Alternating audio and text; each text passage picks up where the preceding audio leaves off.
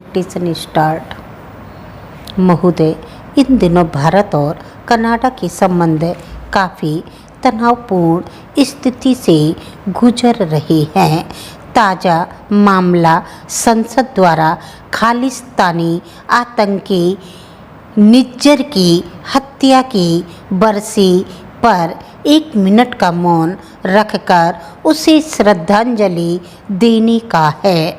भारत ने जिसको 2020 में आतंकवादी घोषित कर दिया था, उसकी पिछले साल 18 जून को कुछ अज्ञात लोगों ने कनाडा शहर के इलाके के एक गुरुद्वारे के बाहर गोली मारकर हत्या कर दी थी। कनाडा के प्रधानमंत्री ने इस हत्या में भारतीय एजेंटों की संलिप्तता का आरोप लगाया था। हालांकि भारत ने इस आरोप को बेबुनियादी बताया था, लेकिन उसी वक्त से दोनों देशों के संबंधों में कटुता का समावेश हो गया। विगत 18 जून को सिख प्रदर्शनकारियों ने निज्जर की हत्या की बरसी कनाडा स्थित भारतीय वाणिज्यिक दूतावास के सामने प्रधानमंत्री नरेंद्र मोदी पर खून का प्रतीकात्मक मुकदमा चलाकर मनाई।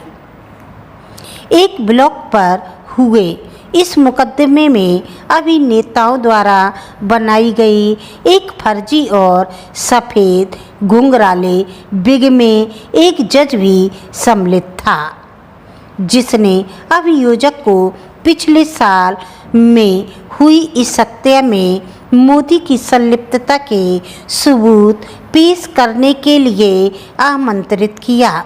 इस मुकदमे की शुरुआत से पहले एक पिंजरे में जेल की धारियों वाली पोशाक में मोदी के पुतले का जुलूस भी निकाला गया।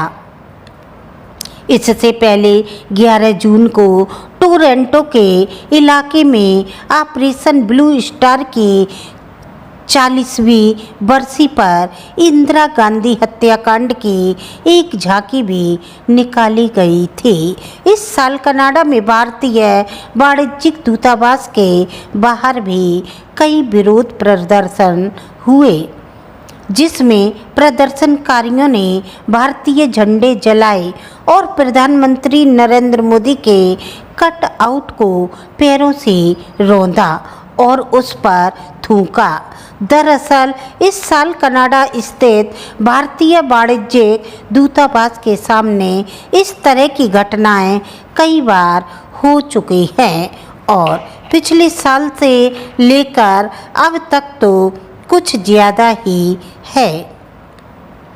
भारत और विदेश में खालिस्तान आंदोलन को लेकर तनाव का इतिहास दशकों पुराना है, लेकिन विशेषज्ञों का कहना है कि कनाडा को एक ऐसे देश के रूप में देखा जाता है जहां आंदोलन सबसे ज़्यादा मजबूत है और इसलिए भारत में इसकी तीखी आलोचना हुई है, खासकर आरोपों के मद्देनज़र कि भारत निज्जर की हत्या में शामिल है।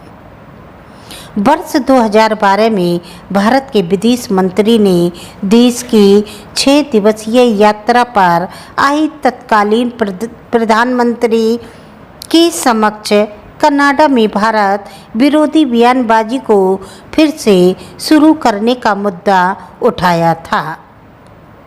कनाडा एकजुट भारत का समर्थक है, लेकिन उन्होंने खालिस्तान के समर्थन में शांतिपूर्ण बातचीत को चुप कराने से इनकार कर दिया है। आपको डिक्टेशन अच्छी लगे तो आप लाइक करें, सब्सक्राइब करें। That's all.